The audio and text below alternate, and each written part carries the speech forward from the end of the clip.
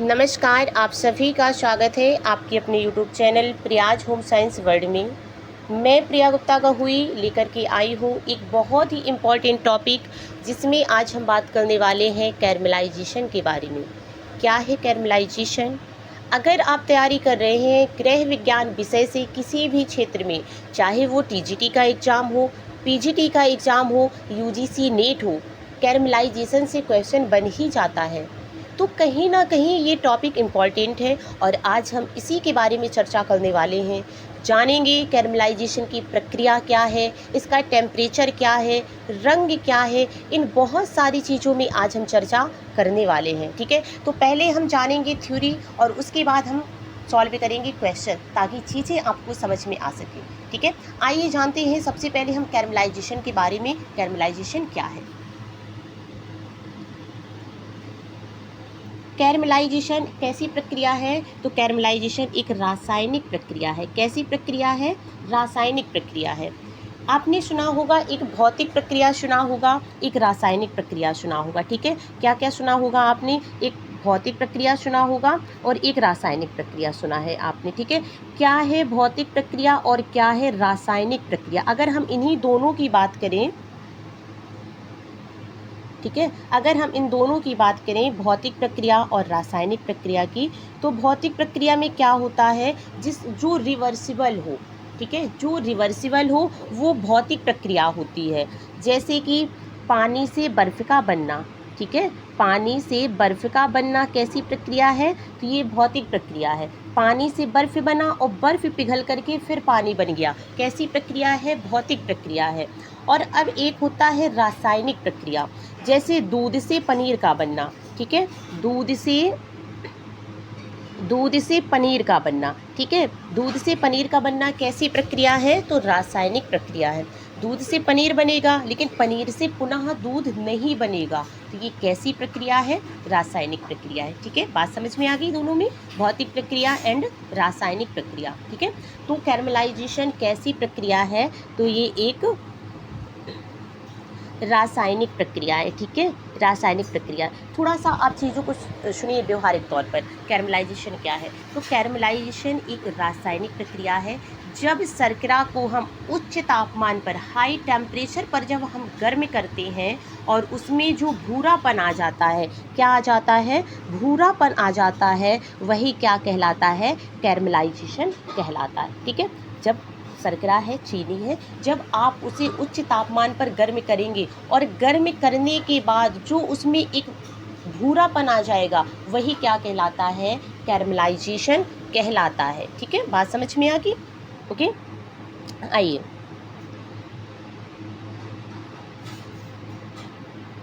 Caramelisation क्या है? एक रासायनिक प्रक्रिया है। इसका टेम्परेचर क्या होता है? तो उच्च तापमान। ठीक है, कैसा होता है?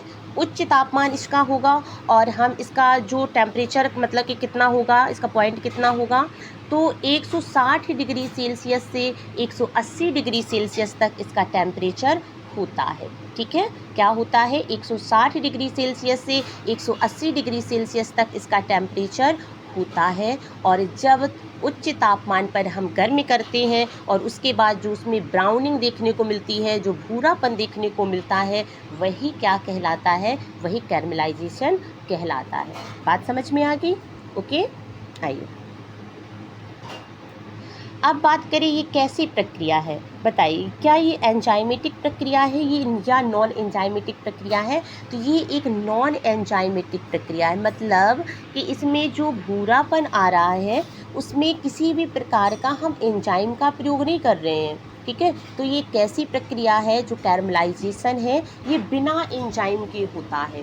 ठीक है, ये बिना एंजाइम के होता है, इसलिए हम इसे क्या कहते हैं? ये नॉन एंजाइमेटिक ब्राउनिंग प्रक्रिया है। ये क्वेश्चन यहाँ से, इस लाइन से क्वेश्चन बना हुआ है एग्जाम में। ठीक है, तो इस चीज़ को आप ध्यान रखिएगा कि कैरमलाइजेशन कैसी प्रक्रिया है? तो एक नॉन एंजाइमेटिक प्रक्रिया है। इसमें हम किसी भी प्रकार का एंजाइम का प्रयोग नहीं करते हैं। और जो कैरमलाइजेशन में जो भूरापन देखने को मिल रहा है वो उच्च तापमान के कारण होता है। ठीक है, आइए और इसमें शर्करा का गलन, विघटन और फिर जटिल यौगिक का निर्माण होता है। पहले क्या होगा, जैसे हम शर्करा को जब उच्च तापमान पर के संपर्क में हम लाएंगे तो जो शर्करा के अणु हैं वो पहले क्या होंगे, विघटित होंगे, और विघटित होने के बाद फिर क्या होगा, एक जटिल यौगिक का निर्माण होगा। ठीक है, क्या होता है, एक जटिल यौगिक का निर्माण होता है। ओके, और जब इसमें एक जटिल यौगिक बनेगा और उसके बाद इसमें क्या होगा, तो ब्राउन कलर, भूरा रंग और कैरेमल फ्लेवर बनता है। कैसा, आपने देखा होगा जब चीनी उच्च तापमान पर हम गर्म करते हैं तो उससे एक अजीब सी सुगंध आती है कि नहीं आती है, आप लोगों ने देखा होगा। ठीक है, तो उसमें क्या होता है, ब्राउन कलर आएगा और एक कैरेमल फ्लेवर आता है। ठीक है, क्या आता है, कैरेमल फ्लेवर आता है। ठीक है, ठीक है, क्या होता है, उसमें एक कैरेमल फ्लेवर आता है। ठीक है, दिख रहा होगा आपको, दिख रहा है कि नहीं दिख रहा, बताइए, दिख रहा होगा, है ना। चलिए, अगर थोड़ा सा हम इसके एग्जाम्पल को समझें कि इसकी एग्जाम्पल क्या है, तो कैरेमल कहाँ कहाँ हमें देखने को मिलता है, तो जैसे दूध से बनी मिठाइयाँ हैं। ठीक है, दूध से बनी मिठाइयाँ हैं, उनमें भी कैरेमल, जो भूरापन होता है वो कैरेमल के कारण। और चीनी को गर्म करने पर कैरेमल बनता है, जैसे खीर हो गया, टॉफ़ी हो गई, पुडिंग हो गई, ब्रेड की ऊपरी परत हो गई, ये सब क्या है, ये कैरेमल के कारण होता है। ठीक है,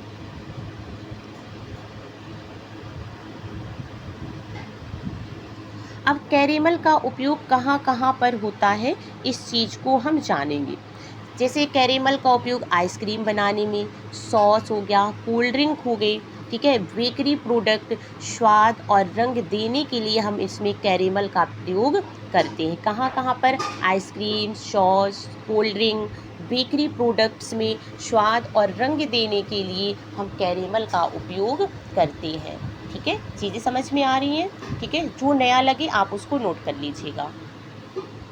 अगर हम बहुत ही सरल शब्दों में समझना चाहें, व्यवहारिक तौर पर अगर हम समझना चाहें, जो मैंने आपको बताया था कि क्या है हमारा कैरमलाइजेशन, तो आप समझ पा रहे होंगे। ठीक है, आप समझ पा रहे होंगे कि जब चीनी को गर्म करने पर उसका रंग बदल जाता है, भूरा हो जाता है और स्वाद उसमें कैरेमल स्वाद बन जाता है, तो वही क्या है, वही हमारा कैरमलाइजेशन कहलाएगा। ठीक है, नॉर्मल सी बात है। ओके, आगे बात समझ में, क्या है कैरेमल, एक रासायनिक प्रक्रिया है, नॉन एंजाइमेटिक प्रक्रिया है, और इसे हम उच्च तापमान पर गर्म करते हैं, और उच्च तापमान पर गर्म करने के बाद उसका रंग कैसा हो जाता है, भूरा हो जाता है। ठीक है, पूछा जा सकता है एग्जाम में कि कैरमलाइजेशन में रंग कैसा हो जाता है, लाल, नीला, पीला, भूरा, तो आप बताएंगे भूरा रंग हो जाता है। ठीक है, बात समझ में आ गई। ओके, आइए अब हम बात करेंगे अपने क्वेश्चंस की। ठीक है, चीज़ों को समझिएगा अच्छे से, क्योंकि इम्पॉर्टेंट टॉपिक है, यहाँ से क्वेश्चन बनते हैं। जो नया लगे आप अपने कॉपी में नोट डाउन कीजिएगा। ठीक है,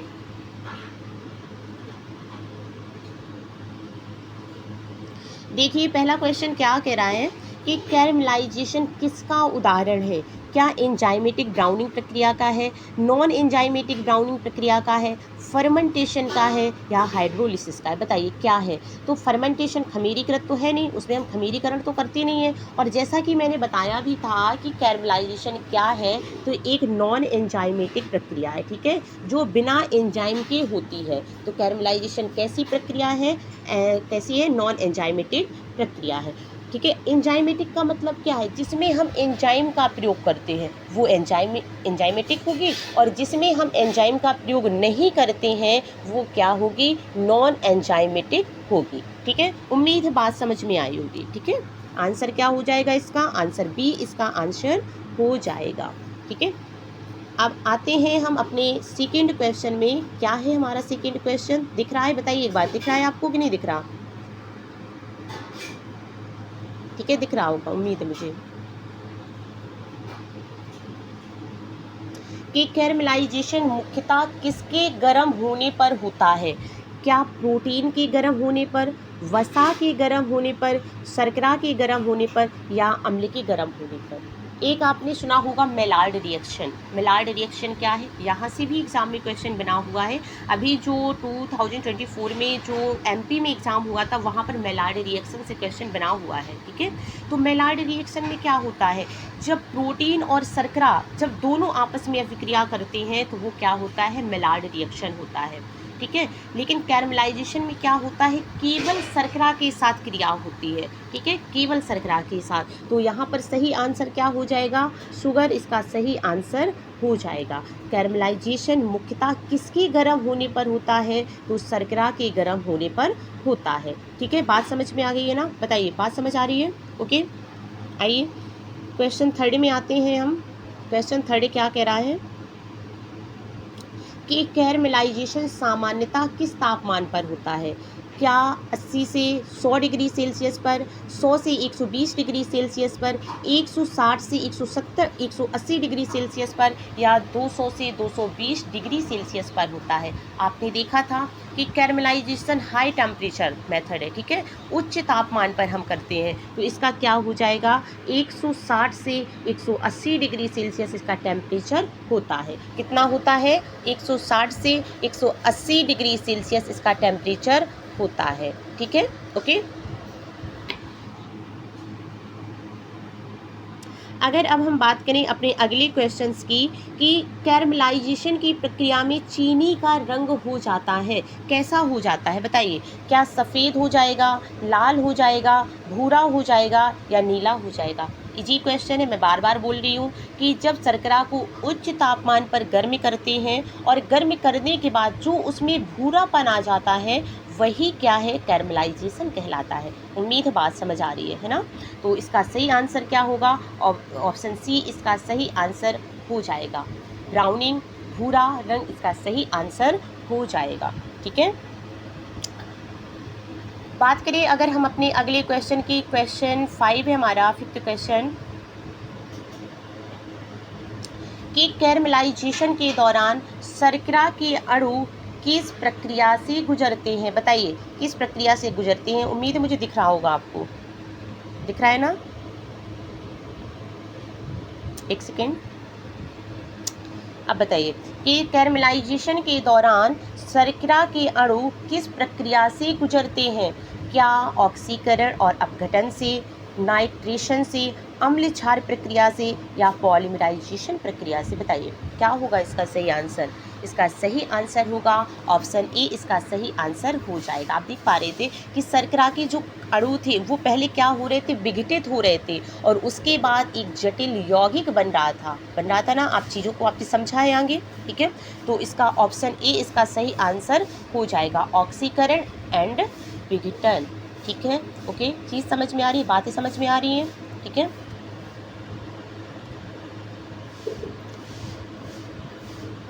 आइए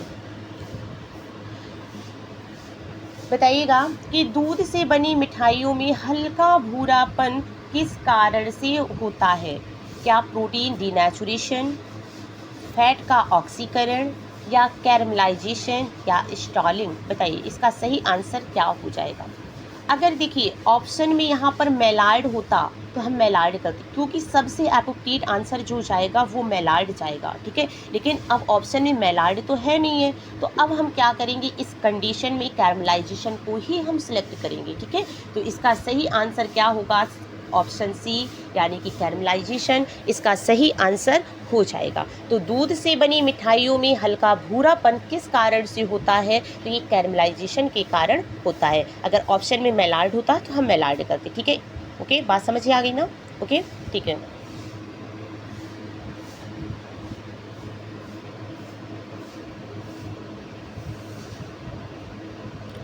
बताइए ब्रेड की ऊपरी परत पर सुनहरा भूरा रंग किस कारण से होता है।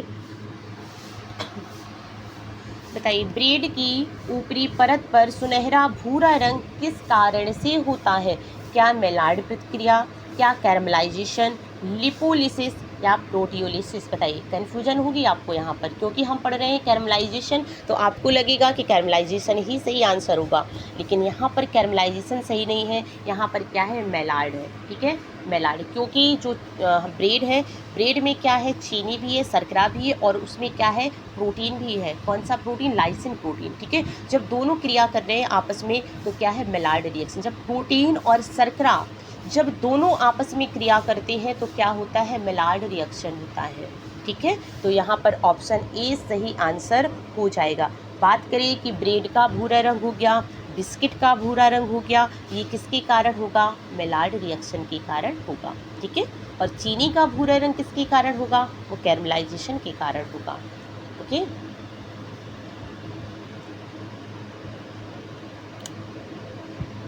बात करें अगर अब हम अपने अगले क्वेश्चंस की, कि क्वेश्चन क्या है हमारा,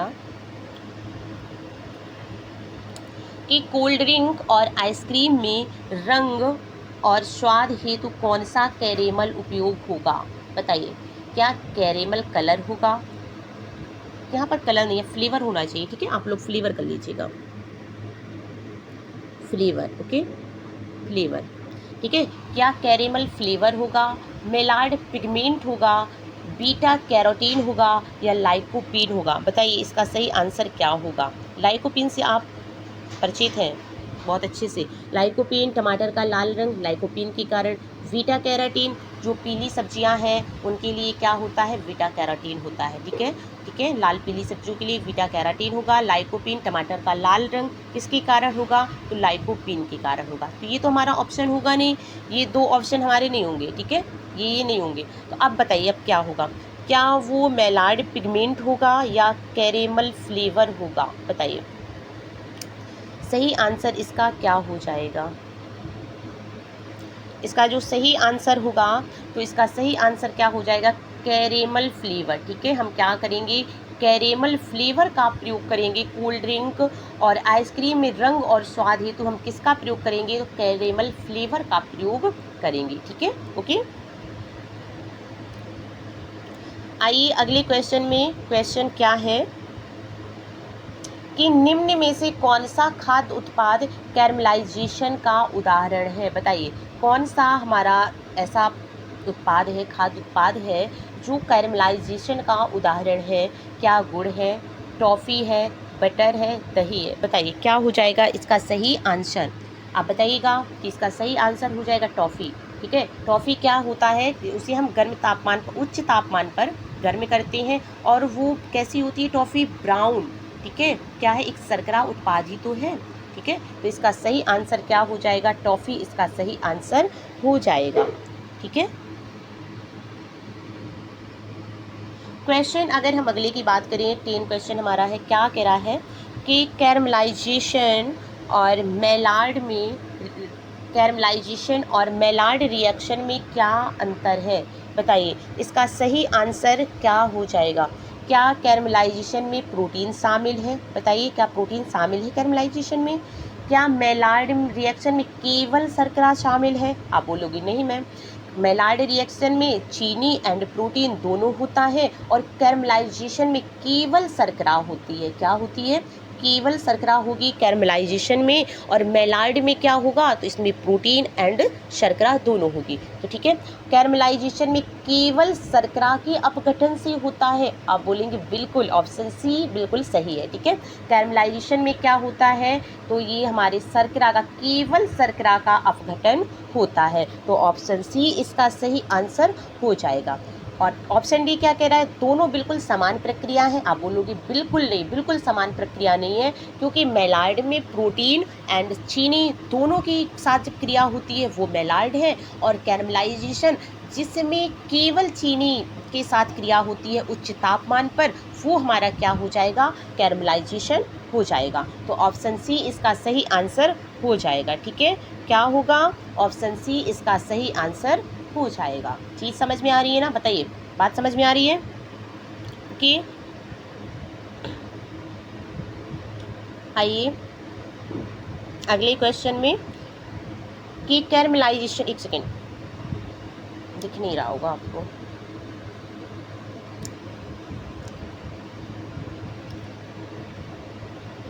बताइए कैरमलाइजेशन शब्द का पहली बार उपयोग कब किया गया था? बताइए कब किया गया था कैरमलाइजेशन का पहली बार उपयोग? क्या 1804 में, 1838 में, 1857 में या 1905 में? बताइए इसका सही आंसर क्या होगा? अब बताइए मैम, इसका सही आंसर होगा 1838। ठीक है, 1838 इसका सही आंसर हो जाएगा। क्या आपको 1838 देख के एक चीज़ याद आ रही है? बोलिए हाँ आ रही है। क्या? प्रोटीन। ठीक है, प्रोटीन की जो खोज हुई थी वो कब हुई थी? 1838 में। ठीक है, कब हुई थी? 1838 में। ठीक है, तो इसका कैरमलाइजेशन शब्द का पहली बार कब उपयोग किया गया था? तो 1838 में ही किया गया था। ठीक है, बात करें अगर अब हम अपने अगले क्वेश्चंस की कि एंसेल्म पॉय ने कैरमलाइजेशन के साथ किस एंजाइम की खोज की थी? बताइए किस एंजाइम की खोज की थी? क्या पेप्सिन एंजाइम, क्या diastase enzyme, trypsin enzyme, lipase enzyme? बहुत अच्छा क्वेश्चन है। बताइए इसका सही आंसर क्या हो जाएगा? तो आप बताएंगे मैम इसका सही आंसर हो जाएगा diastase enzyme will be correct answer. ठीक है, इसका सही आंसर क्या होगा? ऑप्शन बी इसका सही आंसर हो जाएगा। लेकिन बात करें थोड़ा सा हम पेप्सिन की, पेप्सिन एंजाइम कहाँ पर होता है? तो आप बताएंगे ये अमाशय पे होता है। कहाँ पर होता है? अमाशय में होता है। प्रोटीन का पाचन करता है। क्या करता है? प्रोटीन पाचन करता है। डायस्टेज आप देख पा रहे होंगे एमाइलेज एंजाइम जो कि शर्करा पर क्रिया करता है, स्टार्च पर क्रिया करता है। ट्रिप्सिन एंजाइम जो कि हमारे अग्नाशय पर पाया जाता है, और ये भी क्या है? ये भी एक प्रोटीन पाचक एंजाइम है। ठीक है, और बात करें लाइपेज की, लाइपेज भी कहाँ होता है? हमारे तो अग्न्याशयी रस में होता है, और ये क्या करता है? तो ये क्या करता है? वसा का पाचन करता है। ठीक है, तो चारों चीज़ों के बारे में आप समझा, चारों ऑप्शन के बारे में आपने समझ लिया। लेकिन हमारे क्वेश्चन का सही आंसर क्या होगा? क्वेश्चन के अकॉर्डिंग आंसर क्या सही होगा? तो एमाइलेज यानी कि डायस्टेज एंजाइम सही आंसर इसका हो जाएगा। ठीक है,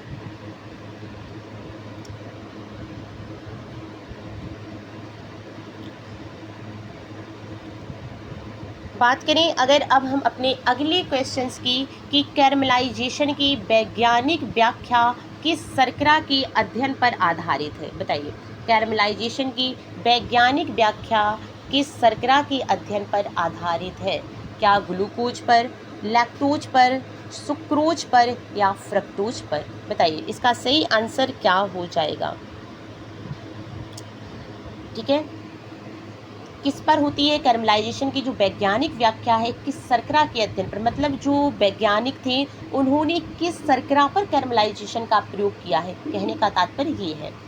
तो आप बताएंगे, कहेंगे मैम सुक्रोज पर। ठीक है, सुक्रोज पर क्या है? सुक्रोज शर्करा जो कि एक डाइसैकेराइड है। क्या है? एक डाइसैकेराइड है, जिसे हम क्या कहते हैं? डोमेस्टिक शुगर के नाम से भी जानते हैं, और इसे हम क्या कहते हैं? इसे इन्वर्ट शुगर भी कहते हैं, और चुकंदर की शर्करा भी कहते हैं, और इसे हम गन्ने की शुगर केन के नाम से भी हम इसे जानते हैं। ठीक है, गन्ने की शर्करा के नाम से भी हम इसे जानते हैं। लेकिन अगर थोड़ा सा बात करें कि जो शुगर केन है, गन्ना है, उसमें सुक्रोज कितना होता है? तो गन्ने में जो सुक्रोज होता है ना, वो कितना होगा? वो 10 से 12% होगा। कितना होगा?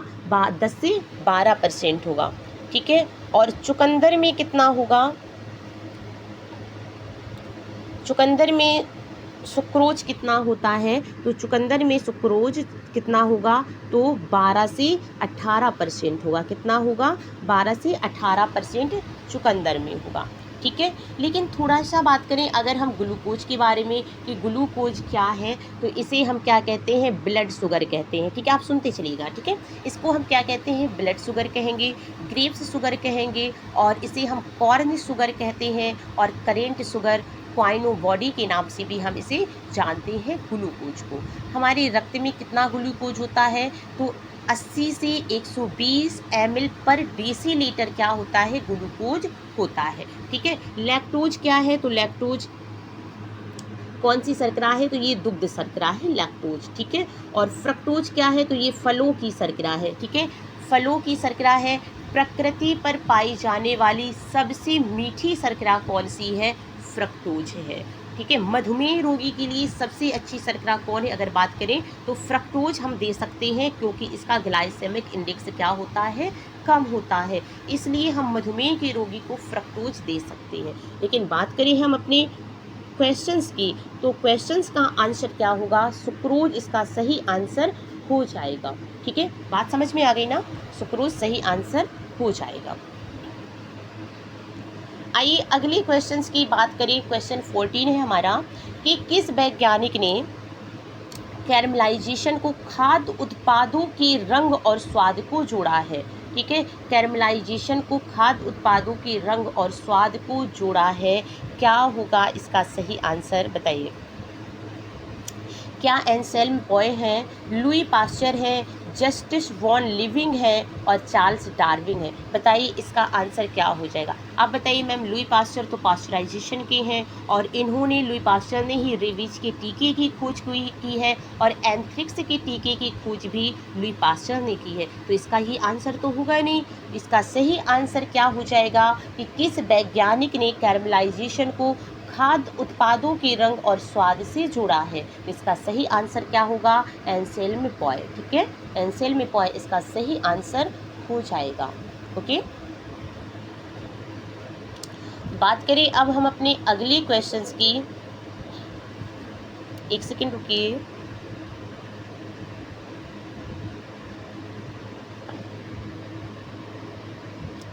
आप एक सेकेंड रुकिएगा, ठीक है?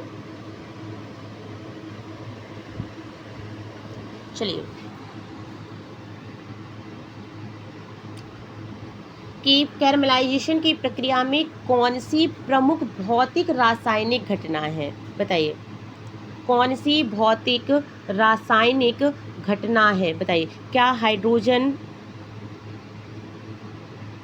हाइड्रोजन बंधन है, शर्करा का थर्मल अपघटन है, थर्मल मतलब उच्च तापमान, ठीक है, और प्रोटीन का डीनेचुरेशन, वसा का ऑक्सीकरण? तो आप बोलेंगे मैम इसका सही आंसर होगा शर्करा का थर्मल अपघटन, इसका सही आंसर हो जाएगा। ऑप्शन बी इसका सही आंसर हो जाएगा। ठीक है, ओके।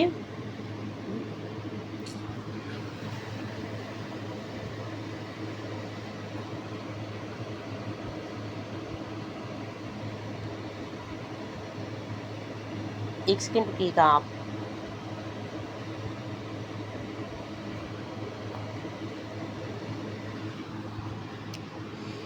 बताइएगा। क्वेश्चन 16 हमारा क्या कह रहा है कि कैरमलाइजेशन से प्राप्त भूरा रंग किस खाद्य उद्योग में सबसे अधिक उपयोगी है? क्या फार्मेसी में, क्या वस्त्र उद्योग में, खाद्य और पेय पदार्थ उद्योग में, या कृषि उद्योग में? बताइए इसका सही आंसर क्या हो जाएगा? बताइए सही आंसर इसका क्या होगा? ऑप्शन सी इसका सही आंसर हो जाएगा। क्या हो जाएगा बच्चों? ऑप्शन सी इसका सही आंसर हो जाएगा, खाद्य और पेय पदार्थ। ठीक है, बात करें अगर अब हम अपने अगले क्वेश्चंस की, और क्वेश्चन भी हमारा क्या है, लास्ट क्वेश्चन है, और कह रहा है कि कैरमलाइजेशन का उपयोग कोल्ड ड्रिंक में किस रूप में किया जाता है? बताइए। क्या मिठास के लिए करते हैं? आप बोलेंगे नहीं मैम, उसके लिए तो हम शुगर का प्रयोग करेंगे, ठीक है, और सैकरीन वगैरह का हम प्रयोग करेंगे। गाढ़ापन करने के लिए, रंग और फ्लेवर के लिए, प्रोटीन बढ़ाने के लिए? तो आप बताइएगा कि रंग और फ्लेवर देने के लिए हम क्या करते हैं? कैरमलाइजेशन का प्रयोग करते हैं कोल्ड ड्रिंक में। ठीक है, किसके लिए करते हैं? तो रंग और फ्लेवर देने के लिए। उम्मीद है बात समझ में आई होगी। ये लास्ट क्वेश्चन था, ठीक है। बताइए सेशन कैसा रहा? इम्पॉर्टेंट था सेशन, और यहाँ से क्योंकि क्वेश्चन बनते हैं, कोई भी एग्ज़ाम हो, टीजीटी पीजीटी का, यूजीसी नेट का, अपना अगर कोई भी होम साइंस का एग्ज़ाम है तो यहाँ से क्वेश्चन बनते हैं और बने भी हैं क्वेश्चन। तो जो भी चीज़ आपको नहीं लगे तो आप प्लीज़ उसको नोट कर लीजिएगा अपनी कॉपी में, ठीक है। और कैसा रहा सेशन आप मुझे कमेंट बॉक्स के माध्यम से ज़रूर बताइएगा, क्योंकि जब आप लोग कमेंट करते हैं ना, वो कमेंट मुझे बहुत एनर्जी देता है और लगता है कि मैं कुछ ना कुछ मतलब वीडियो लेकर के आऊँ। ओके, तो आप मुझे ज़रूर बताइएगा कमेंट बॉक्स के माध्यम से। अगर आप चैनल पर नए हैं मेरे, तो चैनल को लाइक कीजिएगा, चैनल को सब्सक्राइब कीजिएगा, ठीक है। उम्मीद है बातें समझ में आई होंगी, ठीक है। तब तक के लिए बहुत बहुत धन्यवाद। हम फिर मिलेंगे बहुत जल्दी एक नए टॉपिक के साथ। तब तक के लिए धन्यवाद। Thank you so much guys, thank you so much.